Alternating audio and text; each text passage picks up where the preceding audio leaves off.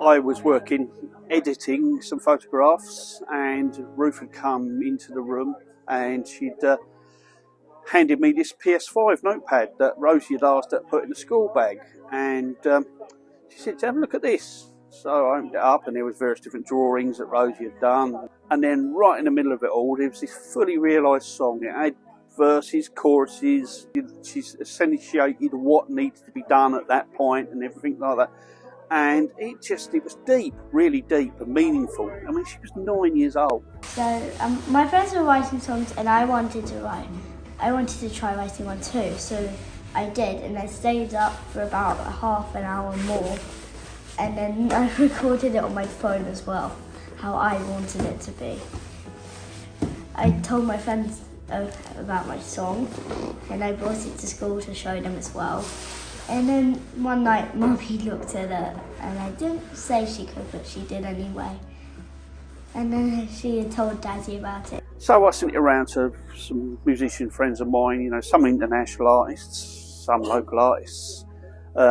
And the feedback coming back was just absolutely amazing. Everybody loved it.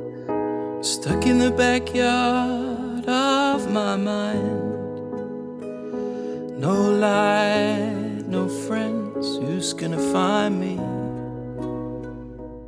I had one singer in mind as soon as I saw it. He had the feeling, the depth, the soul to carry this song forward. He just felt right. I find a light, I'm into it. A shattering to constellations.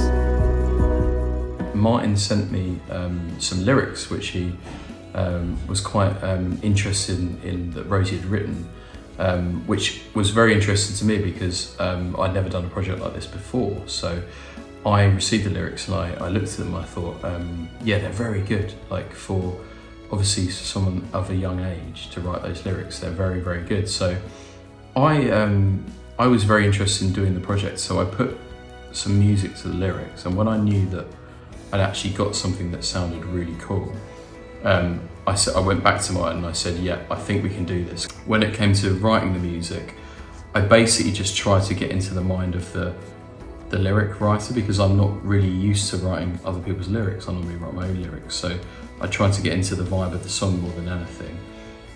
Try to think about what maybe it was about and how the person writing the song would feel, and then just kind of let the feeling kind of flow from there. I walk the path, I'm feeling it. It's written into constellations.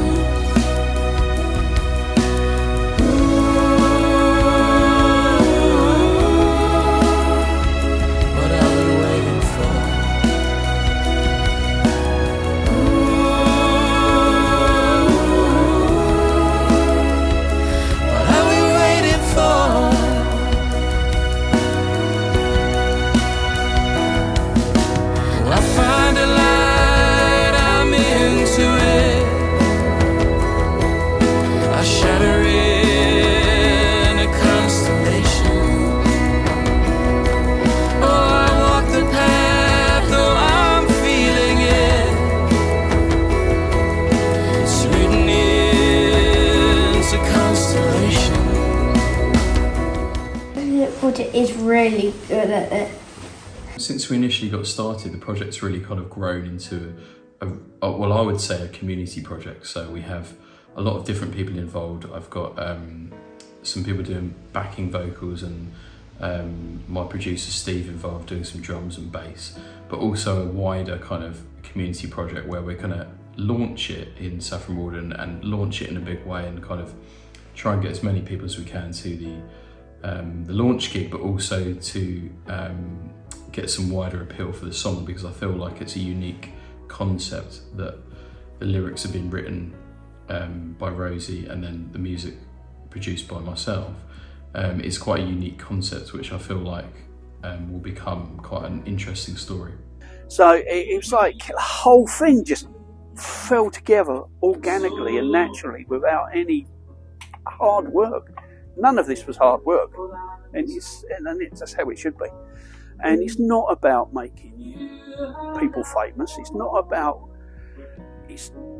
making money. It's about finding something that should be heard by people and seen by people because it is good. And that's what art should be about. It should be about the feeling, the skill, the natural talent. Too much nowadays is about making money and being famous. It's rot. This is what it's about. Innocence of a young girl just writing a song in a bedroom and being that good. And couldn't be more proud. For me, the greatest feeling in the process of writing a song is when you hear your idea come to fruition. So I make demos of songs and I know if I'm pretty happy with it, but when you take it into the studio, and like we've done with this one, and make a song sound even better than you could imagine it would sound, I think that's the key. Because you always have an idea of what it could sound like, but when it surpasses that and it goes to another level and you think this is even better than I thought it could be, and obviously with the help of producers, musicians that come on board and play certain parts, I think that's when you hear it back in the studio through the speakers in the studio and you go, wow, yeah, that's even better than I thought it could be. So I think that is the moment for me.